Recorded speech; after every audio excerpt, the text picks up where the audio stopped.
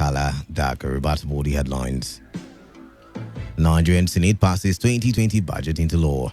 River State House of Assembly moves to repeal River State Reserve Fund law. River State House of Assembly Committee on Health holds public hearing on contributory health protection bill. On the foreign scene, Speaker of U.S. House of Representatives threatens to institute impeachment move against President Donald Trump. Now the details.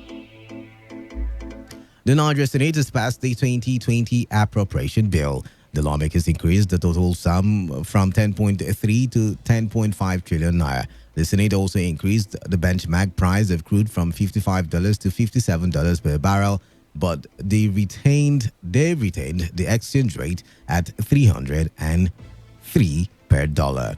The Chairman Committee on Appropriations, Senator Ibrahim Jibreen, explained that budget figure was increased to allow for interventions in critical areas of national security, road infrastructure, health, social needs, water, as well as mines and steel development. President of the Senate, Ahmad Lawan, had announced yesterday that the 2020 appropriation bill before the Parliament will be passed today. He informed lawmakers that plenary shortly after the Public Procurement Act of 2007 amendment bills were passed, which he believes will complement the 2020 budget.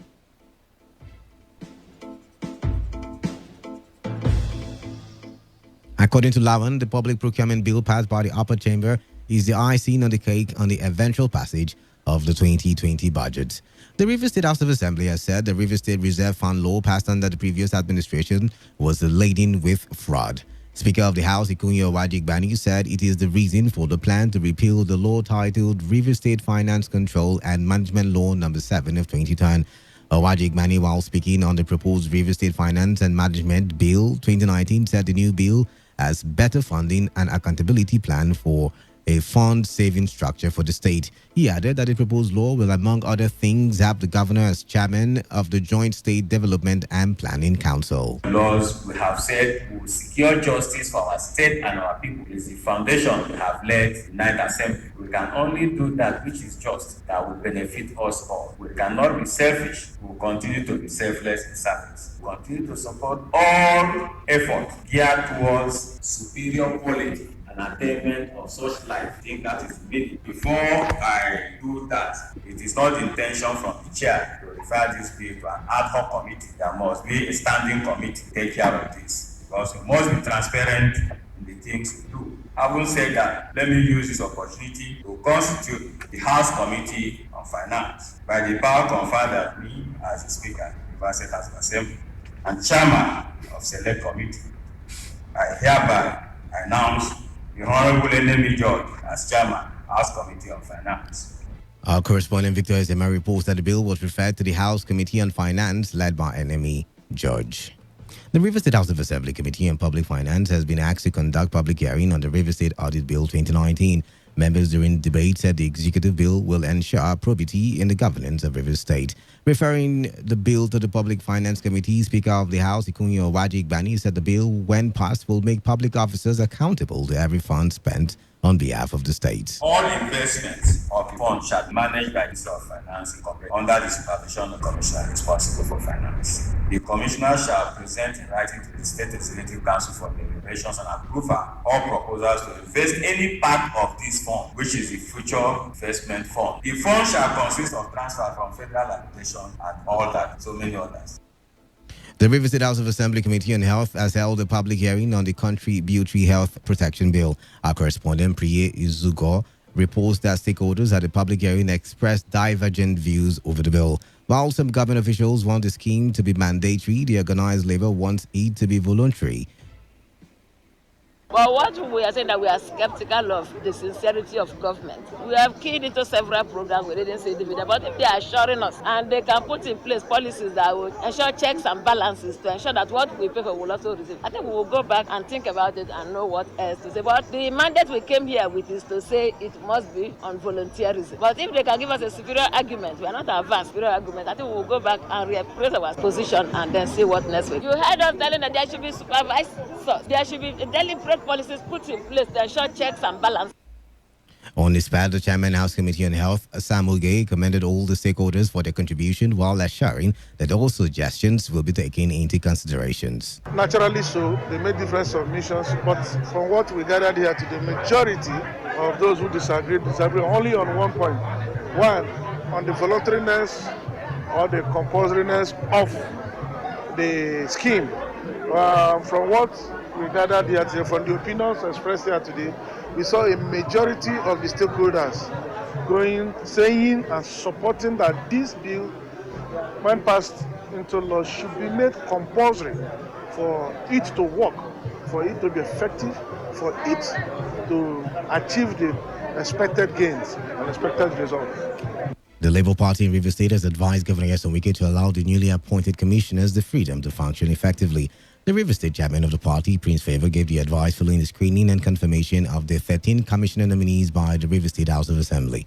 Favour said that is the only way Rivers people can determine which of the appointees is failing in his or her duties, saying that was the reason his party has always called for the appointment of people with proven integrity. The former governor of Rivers State, Rotimi Amechi, says he has never received any money as pension from the state government. Amechi, who is now the Minister of Transportation, in a group chat on social media, said he has never requested or collected one kobo as pension from the state. The minister, who was reacting to the court ruling barring the federal government from paying pension to former governors who are occupying public offices, said if such money was offered, he would politely decline and request that the money be given to Rivers State pensioners. He said he does not believe that he should receive pension as ex-governor while serving as a minister. The Nigerian Army has announced the raiding of the Quarters staging area along Auda Road, Elile, in Ikwe local government area of Rivers State. In a statement issued by the Nigerian Army Operations Media Coordinator, Colonel Aminu Iliyasu, the operation was carried out by troops of 343 Artillery Regiment's Quick Response Force on Operation Crocodile Smile 4, who acted on credible information. According to the statement, after a brief gun battle, the criminals retreated into the nearby forest. The statement said the troops, however, neutralized 2 of the cultists and recovered 1 AK-47 rifle, 1 locally made pistol, and 30 rounds of 7.62 mm special ammunition. Similarly, troops of 16th Brigade Garrison on Exercise Crocodile Smile 4 arrested 1 armed robbery suspect and recovered 1 locally fabricated pistol at Tombia roundabout in Yenagua, Bayelsa State.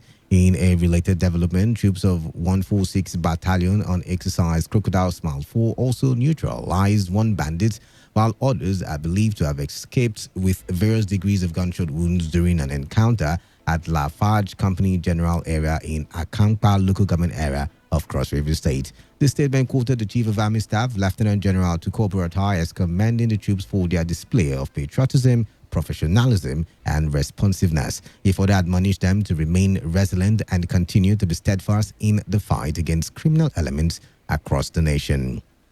The University of Port Harcourt branch of the Academic Staff Union of Universities has threatened to petition the school management over the delay in the usage of 498 million naira fund that was released for capital projects by the federal government.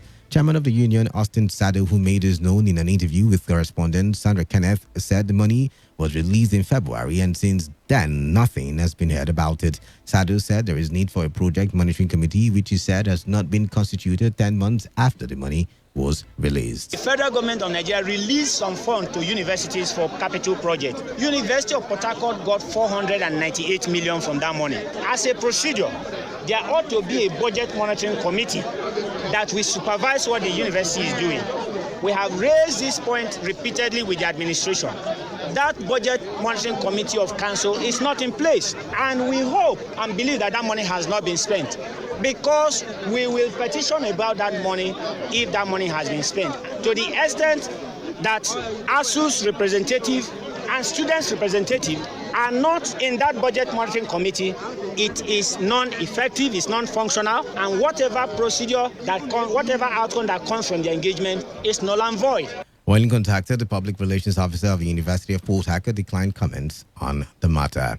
More reactions have continued to trail the plan by federal government to recruit 400,000 people as community police officers. This time, some traditional rulers are questioning the sincerity of the federal government over the exercise. King of Ngeni Kingdom, Mo Ubog, in an interview with our correspondent, Iver described the plan as a welcome development, but expressed pessimism over the seriousness of the federal government, who he said had kicked against the neighborhood watch in River State. It's a good idea, but if you ask me, I will say, how 400? Are they choosing the number they could manage, or 400,000 for a state? Because it's not enough. For me, I think they're not sincere. Also, like I said, it's a laudable project. It's a good one if politics is not attached. And the River State government has also started a project that will enhance security management in the state, the neighborhood watch. How are they going to start recruitment? It will succeed if only they will involve the traditional rulers, because the traditional rulers know who is who in his community. They know it's community policing. But if it is the way they do recruitment by fiat, then taking somebody from Dio to secure somewhere in Ngene Kingdom, it will not work, because the pet doesn't know the terrain.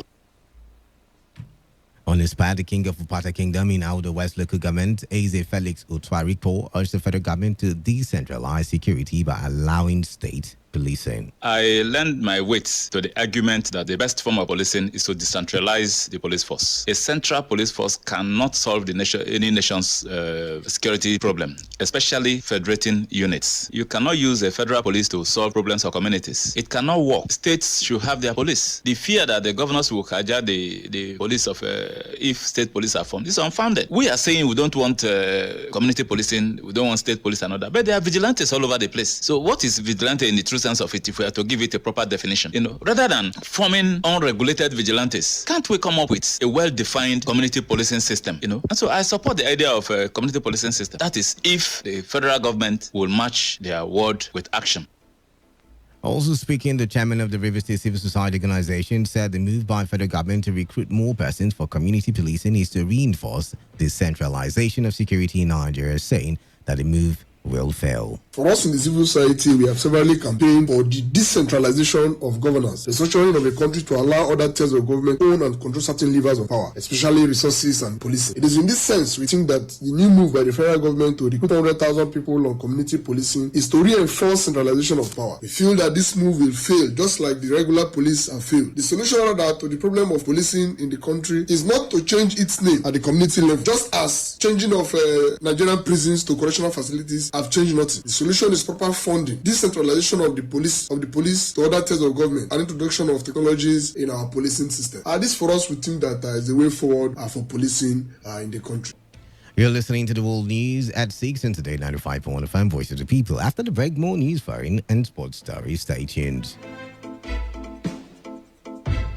Every day, every hour, when the big stories break, depend on our 24-hour news team to bring you the latest. Today, 95.1 FM. 95.1 FM, Voice of the People. And we're back.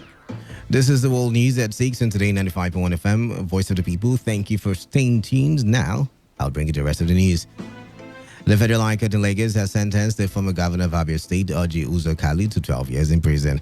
Orji Kalu and his co-defendant, Ude Udeogu, who was the Director of Finance and Accounts at the Abia State Government House during Kalu's tenure as governor, were convicted over a 7.1 billion naira fraud. The court found him and his co-defendants guilty of the entire 39 counts filed against them by the Economic and Financial Crimes Commission.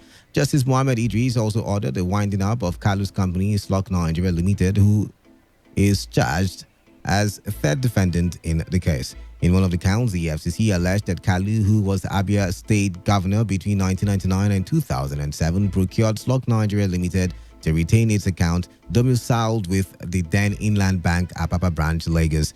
The prosecution claimed that the 7.1 billion naira formed part of the funds illegally derived from the treasury of the Abia State government and therefore violating Section 17, subsection C of the Money Laundering Prohibition Act of 2004, liable to be punished under Section 16 of the same Act. In the meantime, the counsel to Orji Kalu said they will appeal the judgment. Several persons have been feared killed following a pipeline explosion at the Barua area of Alimosha, local government area of Lagos State. The explosion is said to have occurred as a result of the activities of vandals engaged in illegal oil bunkering in the area. Eyewitnesses said the bodies of some victims are at the other end of the fire. The vendors put a pipe. So they remove it. When they remove it, I think they lock it partially with the intention of coming back to do the complete work. So, but there was flow of products, and eventually, there will be spillage. The spillage now blew along the way with waterway. The pipe does not get there. The pipe only gets to some area there and goes off. Relevant agencies have been deployed to the scene and operations are ongoing to douse the flames while the police express displeasure over the incident. You should learn to give information. See what is happening now. Are you happy you are saying this? And this thing as it happens, look at your houses are here. Do you want to lose your life? Then why are you encouraging it? If you see that they are doing something like this, inform us. Our numbers are written everywhere. Now on the foreign scene, Speaker of the United States House of Assembly, Nancy Pelosi, says she will file impeachment charges against U.S. President Donald Trump for alleged abuse of power. She spoke a day after the House Judiciary Committee began considering potential charges against the Republican president. Trump told Democrats to move quickly if they were going to impeach him. He tweeted shortly before Pelosi's remarks. France's largest nationwide strike in years has severely disrupted schools and transport. Workers are angry about planned pension reforms that would see them retiring later or facing reduced payouts. Teachers and transport workers have been joined by police, lawyers, hospital and airport staff and other professions for a general walkout.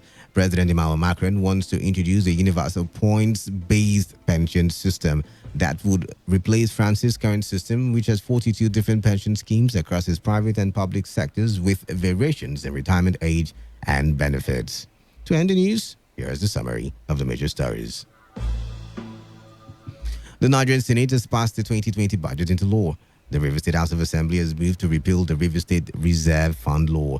The Rivers State House of Assembly Committee on Health has held a public hearing on the Contributory Health Protection Bill. On the foreign scene, the Speaker of the U.S. House of Representatives, Nancy Pelosi, has threatened to institute an impeachment move against President Donald Trump. That was the news as edited by Chinede Owuna. For comments and inquiries, please call 0815-341-8657 or 0814-434-3502 or send your emails to news@todayfmlive.com. You can also read our stories on www.todayfmlive.com. I am Kala Da Kurubatibo. Thank you for listening and stay tuned to Today 95.1 FM. Soccer Nation is up next. Stay tuned.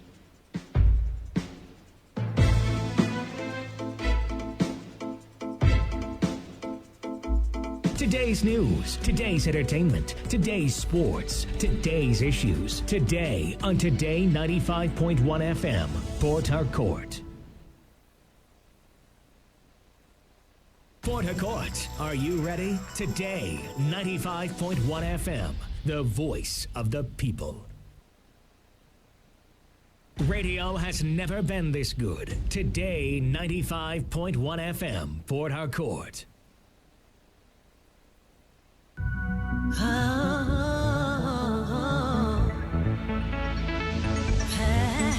I come with my voice, here to win.